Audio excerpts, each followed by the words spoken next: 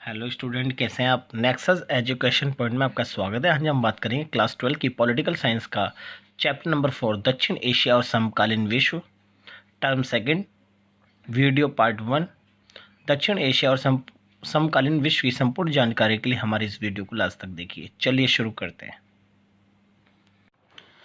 पहला क्वेश्चन है, दक्षिण एशियाई क्षेत्रीय सहयोग संगठन के उदय पर टिप्पणी लिखिए अथवा south Asian association for regional corporation क्या है।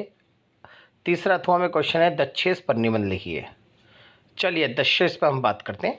दक्षिण एशियाई देशों में पारस्परिक सहयोग और क्षेत्रीय आत्मनिर्भरता को बढ़ाने के उद्देश्य से दक्षिणी एशियाई क्षेत्रीय सहयोग संगठन का गठन किया। इस संबंध में अगस्त 1983 में भारत, पाकिस्तान, श्रीलंका, बांग्लादेश, नेपाल, भूटान, मालदीव देशों के मंत्रियों की बैठक नई दिल्ली में हुई, जिसमें औपचारिक रूप से मिलजुल कर कार्य करने का एक कार्यक्रम तैयार किया गया। दिसंबर 1985 में बांग्लादेश की राजधानी ढाका में दक्षिण एशियाई देशों का पहला शिखर सम्मेलन हुआ, जिसमें 7 देशों के प्रमुखों ने भाग लिया, जिसके परिणाम स्वरूप सार्क का उदय हुआ।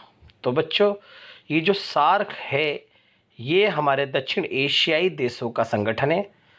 दक्षिण एशियाई देशों ने आपसी सहयोग को बढ़ाने के लिए 1985 में सार्क की स्थापना करी। इसके संस्थापक 7 देश हैं, जो कि भारत, पाकिस्तान, श्रीलंका, बांग्लादेश, नेपाल, भूटान, मालदीव देश हैं। इस तरह से सार्क या दक्षेस की स्थापना हुई। नेक्स्ट, अब बात करते हैं सार्क के सिद्धांतों की। सार्क के प्रमुख 3 सिद्धांत हैं। तो सार्क का पहला सिद्धांत है हमारा, सार्क के सदस्य राष्ट्र एक दूसरे के आंतरिक मामलों में हस्तक्षेप नहीं करेंगे। दूसरा सिद्धांत है, सार्क मंच पर द्विपक्षीय मुद्दा नहीं उठाया जाएगा, अर्थात जिनका संबंध 2 देशों से हो। और तीसरा है, सार्क के निर्णय सर्वसम्मति यानी सबकी सहमति से, ना कि बहुमत के आधार पर लिए जाएंगे। तो सार्क के 3 सिद्धांत हैं, जिसके अंदर कहा गया कि एक देश दूसरे देश के आंतरिक मामलों में हस्तक्षेप नहीं करेगा, और दूसरा, सार्क मंच पर द्विपक्षीय मुद्दा नहीं उठाएंगे, और तीसरा है कि सार्क में सभी निर्णय सबकी सहमति से लिए जाएंगे। ये सार्क के सिद्धांत हैं।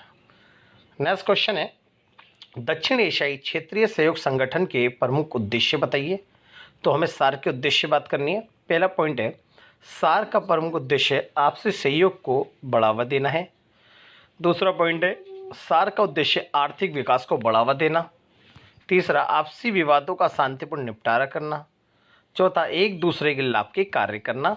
और पांचवा है, वैज्ञानिक व तकनीकी आधार आदान प्रदान करना। छठा है, सार्क मंच पर आपसी तालमेल को बढ़ावा देना। सातवां है, आतंकवाद और नशीली दवाओं की तस्करी पर रोक लगाना। और सातवां पॉइंट है, मानवाधिकारों का सम्मान करना। और नवा है, पर्यावरण रक्षा का समर्थन करना। एक दूसरे के देशों में खेलों का आयोजन करना। ये हमारे सार्क के उद्देश्य थे। अब बात करते हैं वर्तमान समय में सार्क में कौन कौन से देश शामिल हैं। तो सार्क में बच्चे देश शामिल हैं 8। भारत, पाकिस्तान, श्रीलंका, बांग्लादेश, नेपाल, भूटान, मालदीव, और 8वां 2007 में अफगानिस्तान भी इसका सदस्य बन गया। तो टोटल 8 सदस्य देश है। अब बात करते हैं सार्क की कमियों और सीमाओं का आलोचनात्मक मूल्यांकन कीजिए, यानी सार्क के अंदर कमियां क्या है। तो सार्क की पहली कमी है, सार्क के सबसे बड़े देश भारत, पाकिस्तान के बीच आपसी तनाव बना रहता है, इसलिए कोई भी योजना और संधि पूर्ण रूप से लागू नहीं हो पाती। ये एक सार्क की बहुत बड़ी समस्या है। दूसरी समस्या है, सार्क के अधिकतर सदस्य देश भारत को संधि की दृष्टि से देखते हैं कि भारत सार्क के माध्यम से इनके आंतरिक मामलों में हस्तक्षेप करना चाहता है। ये सबसे बड़ी कमी है। तीसरी कमी है, सार्क के सदस्य देशों में बाहरी देशों का हस्तक्षेप बहुत अधिक है, इसलिए सार्क महत्वपूर्ण भूमिका नहीं निभा पाता। और नेक्स्ट पॉइंट की कमी है, सार्क के सदस्य देशों में आपसी एकता का अभाव पाई जाता है। ये सार्क की कमियां हैं। अब बात करेंगे नेक्स्ट क्वेश्चन पे कि सार्क ज़्यादा महत्वपूर्ण भूमिका निभा सके, इसके लिए आप क्या सुझाव देंगे। तो इसके सुझाव के बारे में बात करते हैं। चलिए आंसर बात करते हैं। सार्क ज़्यादा महत्वपूर्ण भूमिका निभा सके, इसके लिए हम निम्नलिखित बिंदुओं का सुझाव दे सकते हैं। पहला है, आपसी विवादों को शांतिपूर्ण तरीके से निपटाना चाहिए, जिससे सार्क महत्वपूर्ण भूमिका निभाएगा। दूसरा है, भारत पर विश्वास करना चाहिए। तीसरा, आतंकवादी गतिविधियों पर रोक होनी चाहिए। आपसी व्यापार को बढ़ावा देना चाहिए। विदेशी प्रभाव से बचना चाहिए।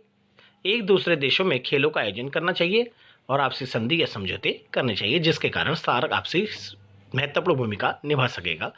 नेक्स्ट क्वेश्चन है, दक्षिण एशिया में द्विपक्षीय संबंधों को भारी शक्तियां कैसे प्रभावित करती हैं?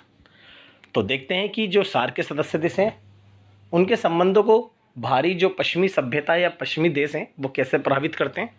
पहला पॉइंट है, पाकिस्तान प्रारंभ से ही अमेरिकी सेना का अड्डा रहा है, इसलिए अमेरिका अपनी पसंद के व्यक्ति को ही पाकिस्तानी शासक बनाना चाहता है, जिससे पाकिस्तान की विदेश नीति प्रभावित होती है। नेक्स्ट पॉइंट है, दक्षिण एशिया में जनसंख्या बहुत है, इसलिए अमेरिका के हित भी इस क्षेत्र से जुड़े हुए हैं।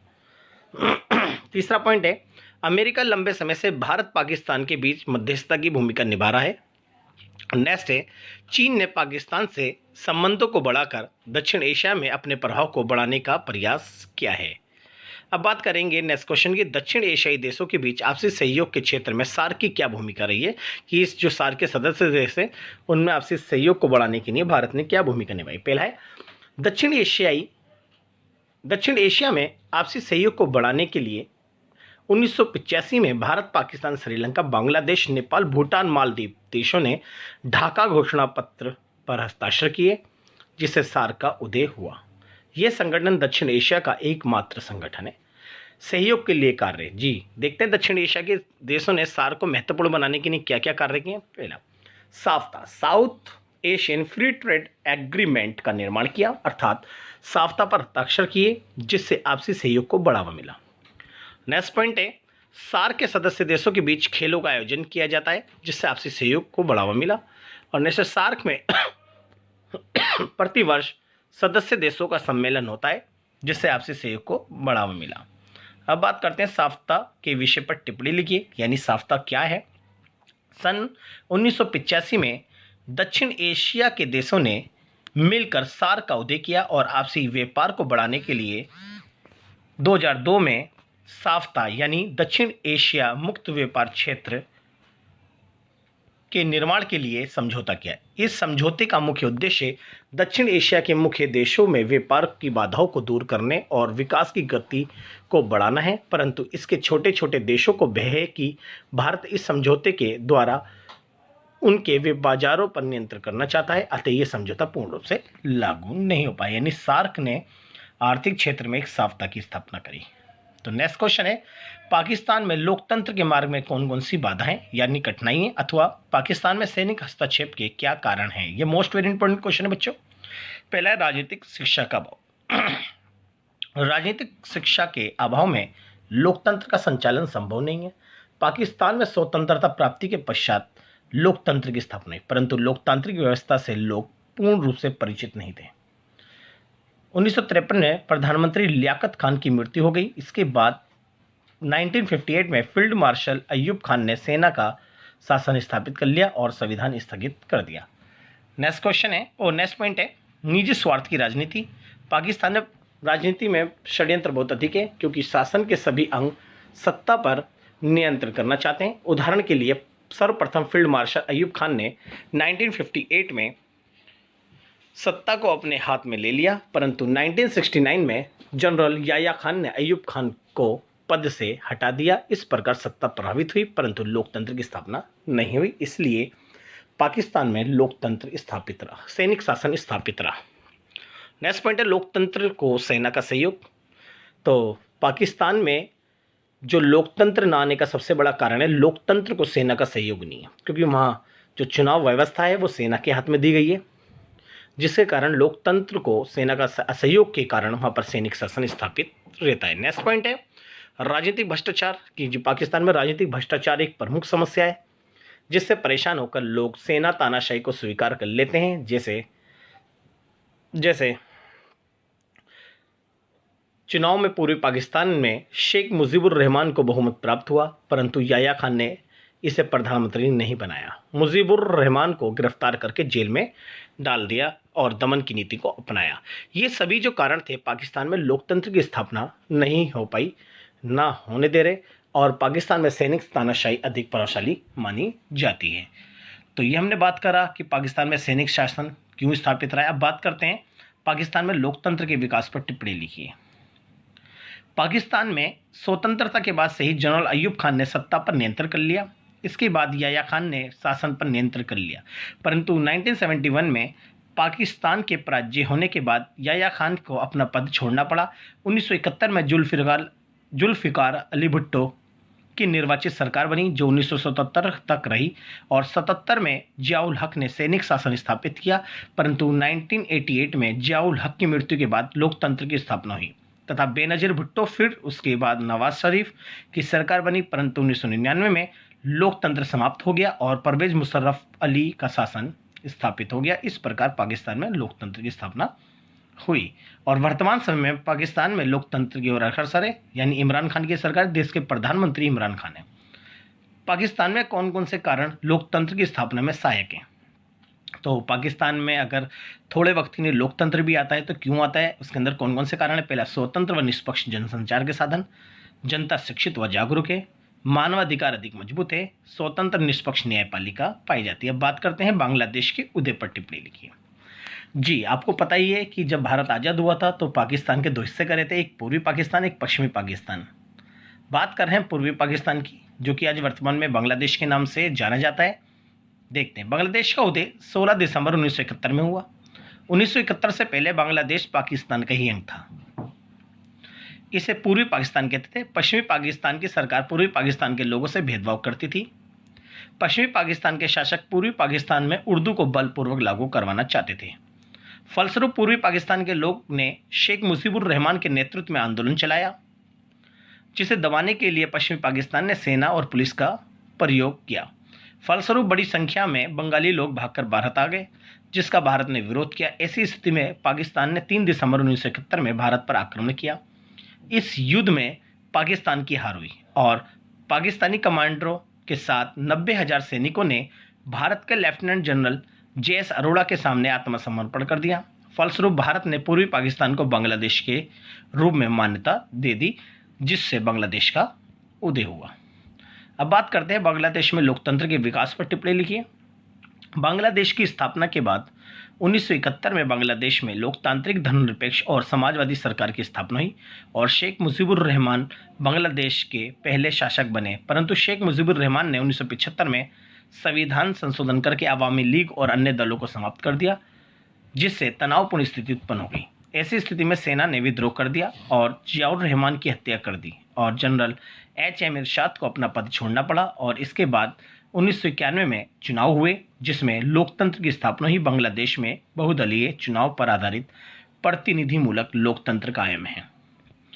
अब बात करते हैं बांग्लादेश में लोकतंत्र की स्थापना में कौन कौन से कारण हैं। पहला है जनता में लोकतंत्र के प्रति जागरूकता, दूसरा है विदेशी हस्तक्षेप का अभाव, भारत लोकतंत्र से प्रभावित, राष्ट्रीय स्तर पर प्रयास। अब बात करते हैं, ये बात करी हमने बांग्लादेश की, अब बात करते हैं श्रीलंका में जातीय संघर्ष के ऊपर बच्चों। तो श्रीलंका में प्रारंभ से ही लोकतांत्रिक शासन व्यवस्था है और कोई विशेष राजनीतिक समस्या नहीं है, परंतु जातीय समस्या बनी हुई है। श्रीलंका के मूल निवासी सिंहली और बड़ी संख्या में भारतीय तमिल लोग श्रीलंका में रहते हैं। सिंहली लोग तमिल लोगों से भेदभाव करते हैं और तमिल लोगों ने लिट्टे लिबरेशन टाइगर ऑफ इल्म, तमिल इल्म नामक संगठन बना लिया। भारत सरकार पर तमिल लोग ये दबाव डालते हैं कि वे तमिल लोगों के हितों के लिए कुछ करें। इसलिए 1987 में भारत श्रीलंका के बीच एक समझौता हुआ, जिसे भारत ने बांग्लादेश में भारतीय सैनिक सहायता देने का प्रस्ताव रखा। फलस्वरूप भारतीय शांति सेना श्रीलंका गई, परंतु भारत पर श्रीलंका के मूल निवासी सिन्हेलियों ने यह आरोप लगाया कि भारत श्रीलंका के आंतरिक मामलों में हस्तक्षेप कर रहा है। इसलिए शीघ्र ही 1989 में भारतीय शांति सेना भारत वापस आ गई। अब भी जाति विवाद बना हुआ है और वर्तमान समय में नॉर्वे और आइसलैंड मध्यस्थता के द्वारा इस समस्या को सुलझाने का प्रयास कर रहे हैं। तो बच्चों, अब बात करेंगे हम संबंधों के बारे में।